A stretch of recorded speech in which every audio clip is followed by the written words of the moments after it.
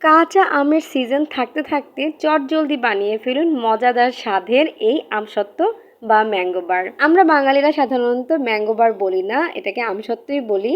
তো আমার এই আমসত্ত্ব একেবারে দোকানের ম্যাঙ্গো বারের থেকেও অনেক বেশি মজার হয়েছিল। তো চলুন মজাদার এই আমসত্ত্বের রেসিপিটি আপনাদের সাথে শেয়ার করা যাক। আসসালামু আলাইকুম। প্রথমে আমি এখানে কাঁচা আম নিয়েছি। আমি এখানে প্রায় 2.5 কেজির মতো আম নিয়েছিলাম। আপনারা আপনাদের প্রয়োজন অনুযায়ী বাড়িয়ে বা কমিয়ে নিতে পারেন। তো আমি আমগুলোকে এখন ছিলে নিচ্ছি। আমার আমগুলো একটু হলদে ভাব চলে এসেছিল, কারণ হচ্ছে আমগুলো আমি 2 দিন আগে কিনে রেখেছিলাম, কিন্তু ব্যস্ততার কারণে এগুলো দিয়ে আমসত্ত্ব বানানো হচ্ছিল না। তো যাই হোক, এই তো আমার আমগুলো সব ছেলা হয়ে গিয়েছে, দেখতেই পাচ্ছেন একটু হলদে হলদে ভাব আছে, কিন্তু এগুলো কিন্তু একেবারে পেকে যায় নাই। এটার স্বাদটা কিন্তু এখনও টকটকে ছিল। তো এরপর আমি আমগুলোকে পরিষ্কার পানি দিয়ে ধুয়ে নিচ্ছিলাম। ভালোভাবে আমগুলোকে ধুয়ে নিচ্ছি যেন কোনো ময়লা না থাকে।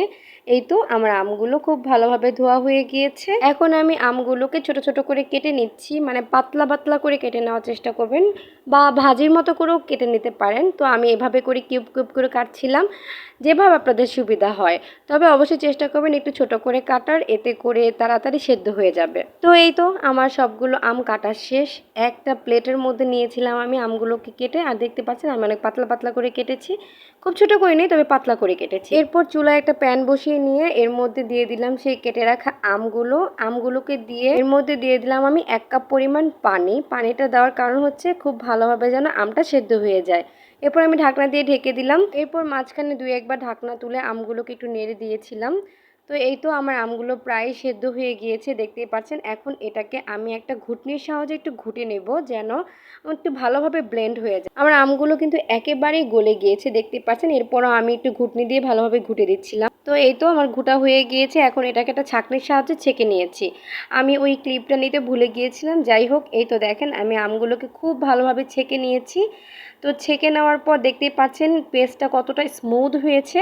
এখন এই পেস্টটা আবারও আমি সেই প্যানের মধ্যে দিয়ে দিচ্ছি। প্যানের মধ্যে দিয়ে আবারও একটু নেড়েচেড়ে নিচ্ছিলাম। এরপর এর মধ্যে দিয়ে দিব আমি পর্যাপ্ত পরিমাণে চিনি। যতটুকু মিষ্টি আপনারা খেতে চান ঠিক ততটুকু পরিমাণে মিষ্টিটা অ্যাড করবেন। আমি এখানে 1.5 কাপের মতো চিনি ইউজ করেছি, যেহেতু আমার ছোট বাচ্চা খাবে, তো আমি বেশিটা টক রাখি নাই। তো এরপর এই যে আমের যে পিউরিটা ছিল সেটার সাথে চিনিটাকে খুব ভালোভাবে মিক্স করে নিয়েছি। এরপর আমি এর মধ্যে অ্যাড করে দিচ্ছি 1 চামচের মতো লবণ। আপনারা এখানে বিট লবণটাও ইউজ করতে পারবেন।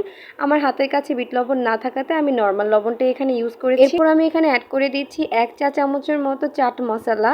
আপনাদের হাতের কাছে চাট মশলাটা না থাকলে চটপটির মশলাটাও ইউজ করতে পারবেন। এরপর আমি একদমই অল্প পরিমাণে একটু চিলি ফ্লেক্স ব্যবহার করেছি, যেহেতু আমার ছোট বাচ্চা আছে, ও খাবে এটা। তো এই জন্য আমি ঝালের পরিমাণ একেবারেই কমিয়ে দিয়েছি। আপনারা আপনাদের টেস্ট বার অনুযায়ী ঝালের পরিমাণটা কমিয়ে বা বাড়িয়ে নিতে পারবেন। এই তো আমার সবগুলো ইনগ্রেডিয়েন্টস এটার সাথে মিক্স করা হয়ে গিয়েছে। এখন কিছুক্ষণ রান্না করে নিব। প্রায় 10 মিনিটের মতো আমি এই আমের পাল্পটাকে খুব ভালোভাবে নেড়েচেড়ে নিয়েছিলাম।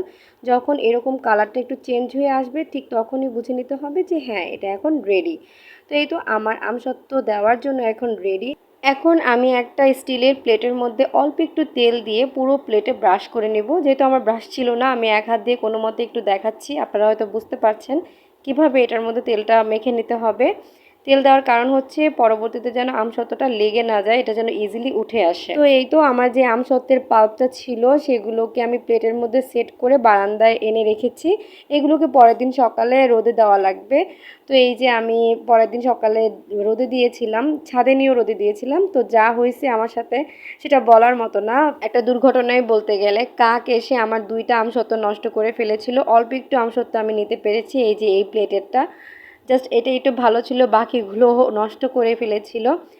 তো এই তো দেখতে পাচ্ছেন আমসত্ত্বটা কতটা সুন্দরভাবে উঠে এসেছে আর কত সুন্দর হয়েছে, মোটা হয়েছে, একদম ম্যাঙ্গো বারের মতো লাগছিল। দোকানে যে প্যাকেটের ম্যাঙ্গো বারগুলো আমরা খাই ঠিক তেমনই লাগছিল, আর এটা টেস্ট কিন্তু অনেক মজা ছিল। আমসত্ত্ব একটু ভারী করে দিলে এরকম মোটা হয়, আর একদম দোকানের যে ম্যাঙ্গো বার থাকে এরকমই মনে হয় খেতে। তো যাই হোক, এই ছিল আমার আজকের ভিডিও। আমার ভিডিওটি যদি ভালো লেগে থাকে অবশ্যই লাইক কমেন্ট শেয়ার করে দিবেন। সবাই ভালো থাকবেন, সুস্থ থাকবেন। আল্লাহ হাফেজ।